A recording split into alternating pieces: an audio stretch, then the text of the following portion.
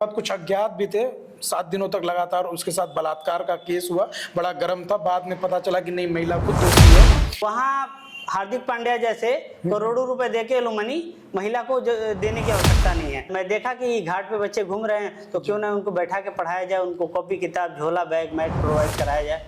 Trust बना करके फर्जी दान उगाही बड़ा चलन में है। आप फंड्स लेने लायक हैं कि नहीं हैं, आप कितना फंड्स साल में रेज कर रहे हैं, कितना खर्च कर रहे हैं। अगर पुरुष कंप्लेन करेगा तो कानून में कोई ऐसी व्यवस्था नहीं है जहां पर पुरुष को न्याय मिले। भारत में लगभग 99% एनजीओज और संस्थाएं जो अनाथालय का सर्टिफिकेट लेकर के, जो एनजीओ का सर्टिफिकेट लेकर के, वो 99% जो संस्थाएं हैं वो सिर्फ धन उगाही और धन कमाने का एक माध्यम बन गई थी। आज महिलाओं की सुनी जा रही है, पुरुषों की नहीं सुनी जा रही है। कानून ऐसा बनाया जाए जहां दोषी पाए जाने पे सही तरीके से दोनों को न्याय मिले। नमस्कार दोस्तों, मैं बनारसी बकैत से गोविंद, और आज हमारे चैनल पे, हमारे पॉडकास्ट में हैं मुकेश जी। मुकेश जी हैं जो कि छोटी सियासत एक फाउंडेशन चलती है जिसका यूपी लेवल का पूरा कार्यभार संभालते हैं। उसके साथ साथ ये सोशल वर्कर भी हैं और साथ ही साथ गरीब असहाय जो गर्मी में प्यास से तड़प रहे होते हैं रोड पे, उनको जलपान कराने का काम करते हैं। नमस्कार मुकेश जी। और बहुत ही समय, मतलब काफ़ी इंसिस्ट करने के बाद आप यहाँ पे आए, समय निकाले हैं। कैसा लग रहा है आपको? बहुत अच्छा लग रहा है आपके यहाँ आके, और आपके चैनल के माध्यम से सभी सुनने वाले लोगों को मैं दिल से धन्यवाद देता हूँ। आपको धन्यवाद देता हूँ जी।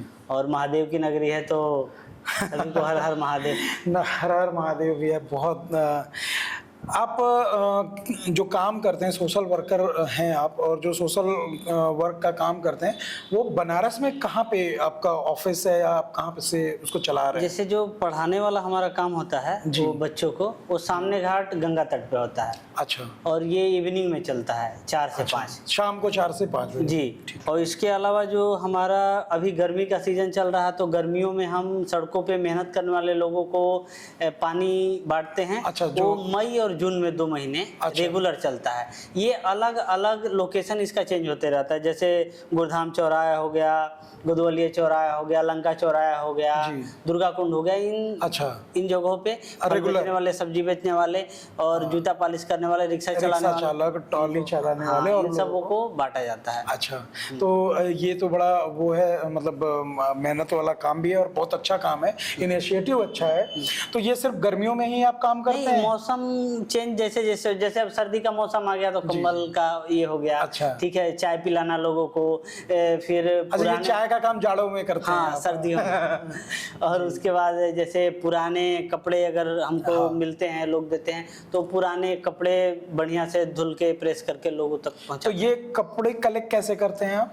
इनका ये हो जाता है कि हमारी इंस्टा आईडी पे नंबर डला हुआ है। अच्छा। लोग कांटेक्ट करते हैं, सबको पता है मैं एक सोशल वर्कर हूँ, या हमारे सोसाइटी के लोग जो हैं वो करते हैं कि आप इस तरह से। अच्छा, वो ला करके आपको दे देते हैं, बाकी आप धुलाना और ये करना आपका अपना, ये सब हो जाता है। तो ऐसा ये भी कह सकते हैं आप कि सोशल वर्क के अलावा भी कुछ काम करते हैं आप, या सिर्फ सोशल वर्क ही करते हैं? नहीं, सोशल वर्क के अलावा हमारा खुद का थोड़ा पार्ट टाइम बिजनेस है। अच्छा, जहाँ से कि जैसे कि पब्लिक ट्रांसपोर्ट का है। अच्छा, आप ट्रांसपोर्टर हैं? हाँ। अरे वाह। और ये मुकेश भैया, मैं क्षमा चाहता हूँ, आपको बीच में रोक रहा हूँ, क्योंकि आप एक काम और करते हैं, पुरुष सशक्तिकरण। जी जी जी जी। पुरुष सशक्तिकरण पे मैंने जोर इसलिए दिया कि आज कल स्थिति ये है कि पुरुषों को सच में सशक्त की ज़रूरत है, क्योंकि भारत सरकार के द्वारा महिला सशक्तिकरण इस कदर चलाया गया कि पुरुष कमज़ोर हो गया। देखिए, ये देश जो है वो पहले से पुरुष प्रधान देश रहा है जी। और बीच में जो हालात हुए, जैसे महिलाओं को घर से निकलने नहीं दिया जाता था, और महिलाओं पे ढेर सारी पाबंदी होती थी, जैसे सती प्रथा को लेके, ठीक है जी। तो इन सारी चीजों को लेकर उस समय आवश्यकता थी महिलाओं के ऊपर कानून बनाने की। लेकिन आज की जो व्यवस्था है, आज जो हालात देश में बने हुए हैं कि आए दिन हर माता पिता जो है अपने एक बच्चे को खो रहे हैं। हमारे यहाँ एक देसी कहावत है कि 5 आम 25 में हुआ, 30 साल में इमली का फो, मतलब इमली जो है 30 वर्ष में फटता है। एक माता पिता अपने लड़के को पढ़ाते लिखाते हैं, जवान करते हैं, बड़ा करते हैं, 30-35 साल की उम्र में, 30 से 28 साल की उम्र में शादी करते हैं। कोई लड़की जो है किसी से प्रेम कर रही है या उसके साथ फिट नहीं हो पा रही है, तो वो जो है सो ड्रम में पाए जा रहे हैं लड़के, कहीं खाई में ढकेले जा रहे हैं। तो ऐसे क्या होता है, उस माता पिता के ऊपर क्या बीतती होगी जिन्होंने बुढ़ापे में अपने औलाद को खो दिया। बिल्कुल। और उन माता पिता को विशेष ध्यान देना चाहिए जो अपनी लड़की की शादी उसकी मर्जी के बगैर कर रहे हैं, ये भी एक गलत है। तो ये तो इसमें तो दोषी वो भी हैं, सिर्फ लड़कियां ही दोषी नहीं है। नहीं, गार्जियन भी हैं। हाँ, गार्जियन भी दोषी हैं। उनके अगेंस्ट भी आप कुछ कार्य कर रहे हैं?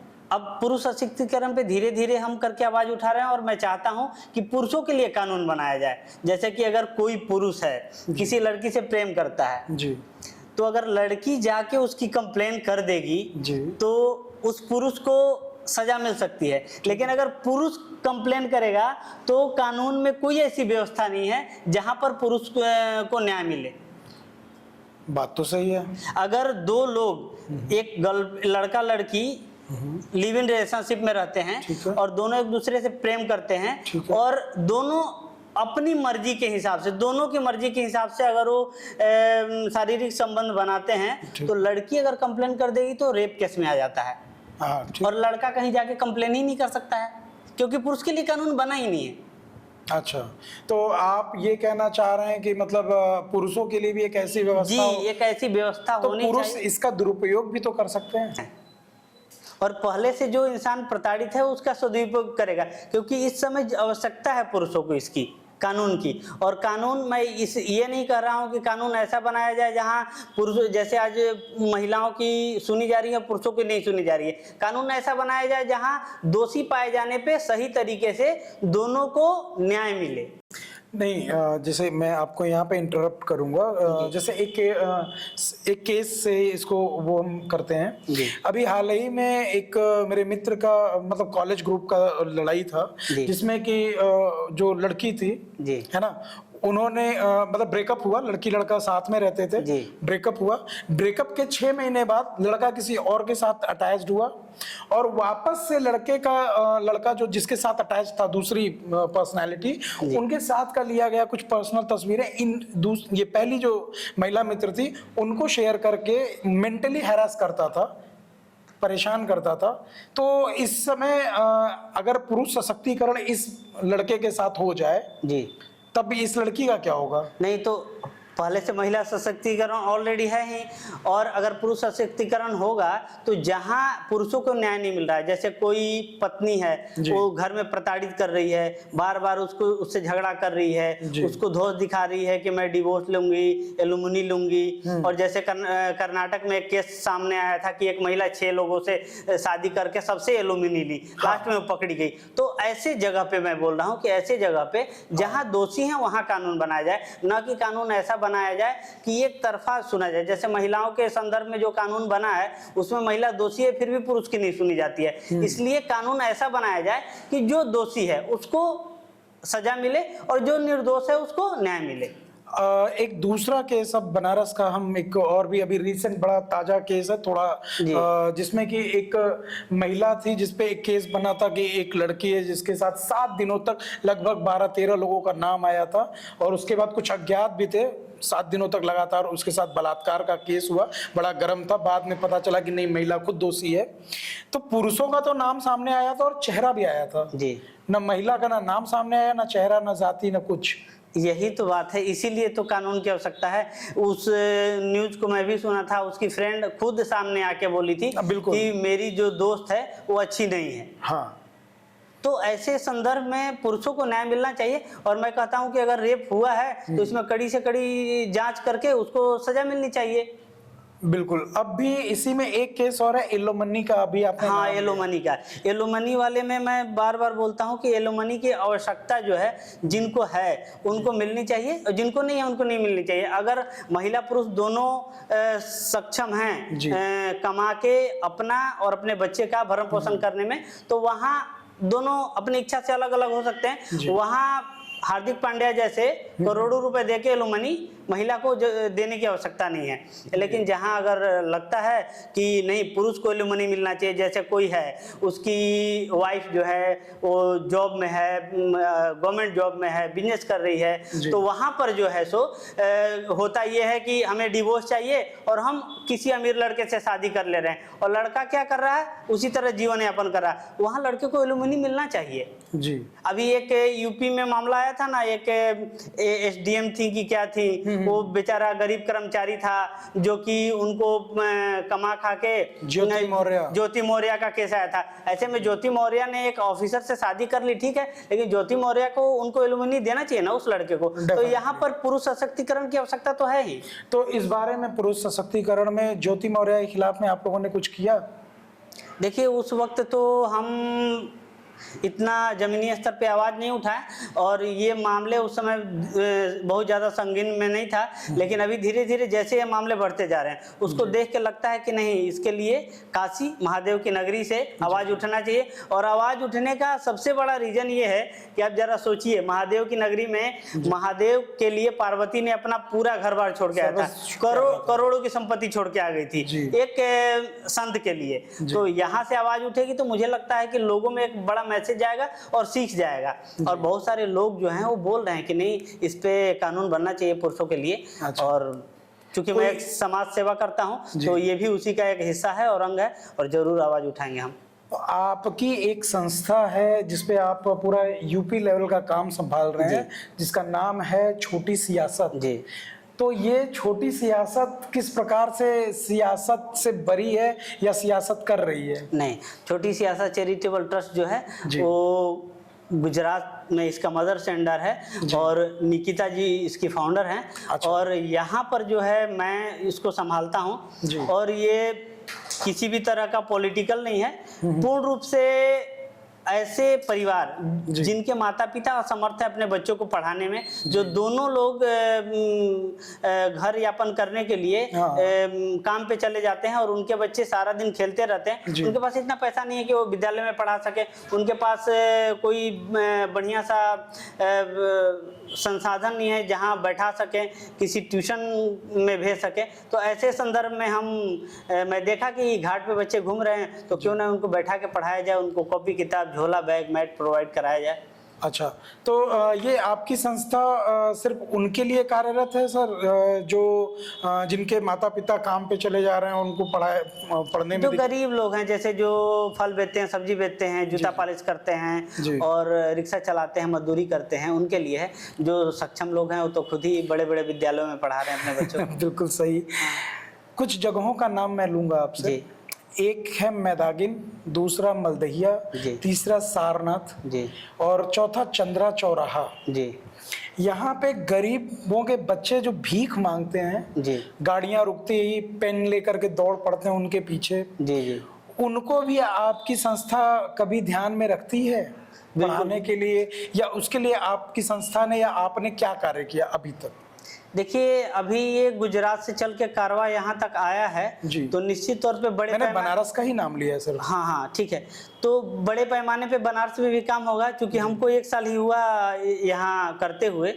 तो धीरे धीरे जैसे अब आज आपने जिक्र किया है, तो हम उधर जाएंगे, देखेंगे, और उधर कुछ वॉलेंटियर हमारे जुड़ते हैं, क्योंकि लोगों को जोड़ के ही ये काम होता है। तो कुछ वॉलेंटियर अगर जुड़ते हैं उस एरिया में जिनका नाम लिया, जैसे मलदहिया हो गया और सारनाथ हो गया, तो उस अंदर उधर के एरिया में वॉलेंटियर हमारे मिलेंगे तो बच्चों को इकट्ठा करके जरूर पढ़ाएंगे, और समाज के सामर्थ्य लोग मदद करेंगे तो बिल्कुल। मैं अपने दर्शकों से भी बताऊंगा कि अगर आप मैदागिन, मलदहिया, सारनाथ या कहीं पे भी हैं और आपको लगता है कि नहीं यहाँ पे कुछ ज़्यादा ही गरीब बच्चे हो गए हैं जो भीख मांग रहे, भीख मांगने का भी टेक्निक अलग है, अब बाकायदे पेन वेन लेके जा रहे हैं, फूल लेके जा रहे हैं, और फिर 10 रुपए के लिए जिद कर रहे हैं और उन पैसों का वो नशा कर रहे हैं। 2013 दिल्ली हाईकोर्ट की एक टिप्पणी आई थी भैया, जी। जिसमें ये बोला गया था कि भारत में लगभग 99% एनजीओज और संस्थाएं जो अनाथालय का सर्टिफिकेट लेकर के, जो एनजीओ का सर्टिफिकेट लेकर के, वो 99% जो संस्थाएं हैं वो सिर्फ धन उगाही और धन कमाने का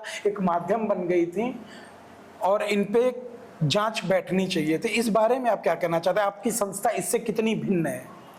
मैं इस संदर्भ में यही कहना चाहूँगा कि सरकार को बीच बीच में इसकी जांच करनी चाहिए। और सबसे बड़ा मुद्दा है कि ऑन पेपर जब जांच होगा तो उसमें पता चलेगा कि फंड्स आए कहाँ से और खर्च कहाँ हुए। जी। और ऐसे में अगर लगता है जी। कि ये जो फंड्स मिल रहे हैं उनको सही जगह पे खर्च नहीं किया जा रहा, तो जाहिर सी बात है वो एनजीओ को बंद कर देना चाहिए। अब जैसे मैं आपको बता दूं कि अभी T20 का टूर्नामेंट हुआ, बिल्कुल। बीसीसीआई क्या है, 12A के तहत एक रजिस्टर्ड एनजीओ है जो कि हर साल 12,000 करोड़ का इनकम करती है और टैक्स सरकार को 1 रुपए का नहीं भरती है। एनजीओ तो टैक्सेस के, तो वो जो इतनी बड़ी एनजीओ है 12,000 करोड़ की कमाई कर रही है हर साल, तो उसका रजिस्ट्रेशन रद्द कर देना चाहिए मेरे हिसाब से। तो आप ये बहुत बड़ा लांछन लगा। हाँ बिल्कुल बिल्कुल बिल्कुल। मैं कहना चाहूँगा कि बीसीसीआई का रजिस्ट्रेशन बंद कर देना चाहिए, क्योंकि वो जो एनजीओ है इसलिए बनी थी कि क्रिकेट को बढ़ावा दिया जाए, कि जो लोग गांव कस्बे में क्रिकेट के बारे में नहीं जानते हैं, जिनको पता नहीं है कुछ भी, उनको बढ़ावा दिया जाए ताकि धीरे धीरे करके लोगों में रुचि बने। वैसे भी क्रिकेट हमारा राष्ट्रीय खेल तो है नहीं, बिल्कुल। हमारा राष्ट्रीय खेल हॉकी है और हम बार बार स्वदेशी अपनाने की बात करते हैं। तो 12,000 करोड़ हर वर्ष कमाने वाले को हम एक ट्रस्ट बना के क्यों छोड़ेंगे क्रिकेट देखने के लिए? अगर हॉकी की होती तो हम मानते भी, लेकिन वो एक बड़ा एनजीओ है और टैक्स भी नहीं दे रहा, तो उसको एनजीओ के बाहर आना चाहिए, अब उसको टैक्स पेयर बनना चाहिए और उसका रजिस्ट्रेशन बंद होना चाहिए। एक रिपोर्ट आई थी ACHR, जिसका फुल फॉर्म अगर बोला जाए तो Asian centre for human rights जी। इसके अंतर्गत 2009 से लेकर के 2012 तक का एक रिपोर्ट था जिसमें 6,654 करोड़ रुपए भारत में दिए गए थे उन संस्थाओं को जो 5 साल पुरानी थी। जी। तो इसमें ऐसा हुआ है कि अभी तक ये लोग यूटिलाइजेशन सर्टिफिकेट भी नहीं सबमिट कर पाए हैं। अच्छा देखिए, मैं वही कह रहा था, अभी आपसे वही बोला था कि सरकार को बीच बीच में पेपर जांच करनी चाहिए। आपके पास कैसे करेगी सरकार? टैक्स के खिलाफ आप लोग टैक्स में तो आते नहीं है, टैक्स स्लैब में नहीं आते हैं, और पेपर तो जब भी आजकल तो पेपर आप भी समझ रहे हैं, हम भी समझ रहे हैं कैसे बन रहा है। उसका क्या होता है कि जैसे कोई कंपनी है, कोई ट्रस्ट है, तो उसमें क्या होता है कि एक डॉक्यूमेंट्री चेकिंग होती है कि आप चीजों को सही से सही रूप में परोस रहे हैं कि नहीं। जैसे एक होता है ना कि किसी भी काम को सुव्यवस्थित, सुसंगठित और सुचारू रूप से करने के ज्ञान को विज्ञान कहते हैं। जी, ठीक उसी तरह चेक होती है बार बार में, हर 6 महीने साल भर पे सरकार की जिम्मेदारी है और उनकी एक कोर टीम बनी हुई है जहाँ पे जाके सभी डॉक्यूमेंट्स को चेक किया जाता है कि आपके पास कौन कौन से पेपर हैं, आप फंड्स लेने लायक हैं कि नहीं हैं, आप कितना फंड्स साल में रेज कर रहे हैं, कितना खर्च कर रहे हैं, इसकी सबकी जांच होती है। तो वो सरकार करती है और वो गलत पाए जाने पे मुझे लगता है बंद कर देना चाहिए। इस समय ट्रस्ट बना करके फर्जी दान उगाही बड़ा चलन में है। जैसे सोशल मीडिया इन्फ्लुएंसर आ जाते हैं और कहते हैं फला आदमी को ये बीमारी है और इसमें आप इनको फंड कीजिए, अपने हिसाब से फंड रेज कीजिए, और जो दान देने वाला है उस बेचारे को पता ही नहीं चल पाता है कि किस हिसाब से उसके पैसे का आवंटन किया गया, उसका यूज किया गया, या वो सही जगह पे सच में पहुंचा या नहीं पहुंचा। हाँ, इस संदर्भ में मैं यही कहना चाहूँगा कि आप कहीं भी बहुत दूर जाके फंड न दें।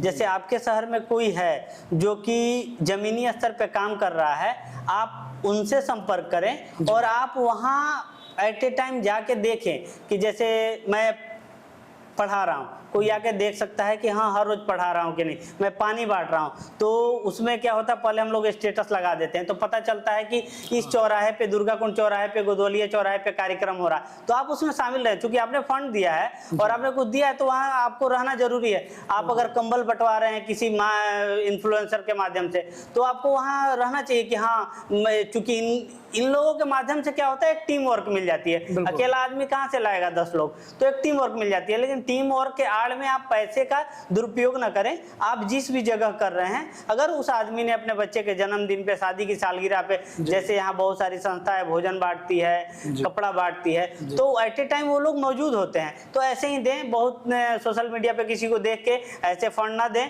ताकि वो आपके शहर से दूर है, अनजान है, तो वो आपके पैसे का दुरुपयोग करेगा। बिल्कुल, आपका पैसा है और आपको बांटना है, तो भाई इतनी जानकारी रख लीजिए कि जिस भी इन्फ्लुएंसर के माध्यम से आप इन्फ्लुएंस होकर के पैसे को बांट रहे हैं, वो पैसा सही जगह जा रहा है, सही जगह यूज हो रहा है या नहीं हो रहा है, ये जांच करना आपका काम है, ना कि किसी सरकार का या किसी सरकारी कर्मचारी का। और आप कभी भी बड़े इन्फ्लुएंसर के चक्कर में, बड़े लोगों के चक्कर में न पड़े। आप वैसे व्यक्ति को ढूंढें जिनको आप जमीनी स्तर पे काम करते देख रहे हैं, और उनको बोलिए कि भाई हम चीजें मुहैया करा दे रहे हैं या पैसा आपको दे दे रहे हैं, आप इस दिन इस तारीख में इस जगह पे एक छोटा सा कार्यक्रम, वो अपने जो वॉलंटियर हैं उनके साथ पहुंच जाएंगे। बहुत सारे वॉलंटियर हैं, क्योंकि यूनिवर्सिटी है, यहाँ बहुत सारे लोग हैं जुड़े रहते हैं, तो जाके अपना कीमती समय एक सही काम में खर्च करना चाहते हैं। बिल्कुल।